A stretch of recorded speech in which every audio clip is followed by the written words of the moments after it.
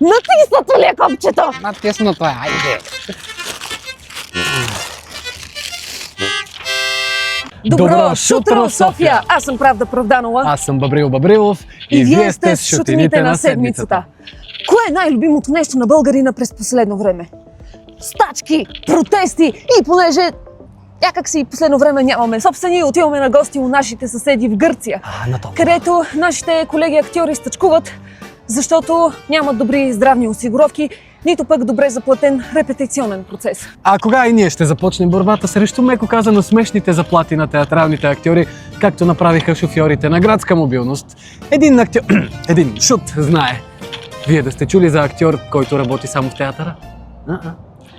Много е хубаво, когато приоритетите ни са правилно подредени и държавата се е погрижила нито един човек да не трябва да събира бутилки, за да се прехранва, нали така?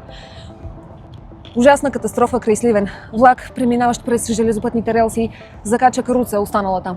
Майка и 2-годишно дете изхвърчат от каруцата и загиват на място. Но, спокойно, гражданите се ангажират и коментират наистина социално важните неща. Извънредни новини! На 25 декември се случи коледното чудо и заваля сняг в много от районите на България.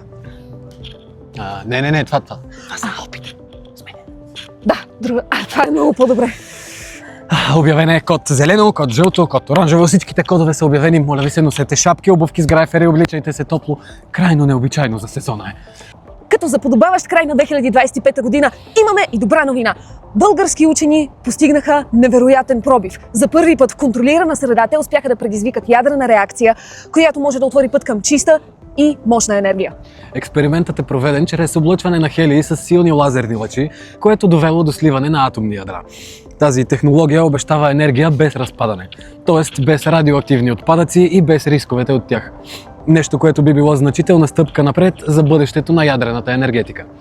А вие, скъпи зрители, обявихте за шут добродетел. Барабани, моля! Румънецът чисти България! Статуетката, моля. Извиняваме се, че е същата статуетка като от предишните епизоди, но в този случай я имаме предвид с много добро, така че той може да се получи от нас в удобен за него момент. И не забравяйте да следите нашата Instagram страница за следващи гласувания. Минахме през една много динамична година.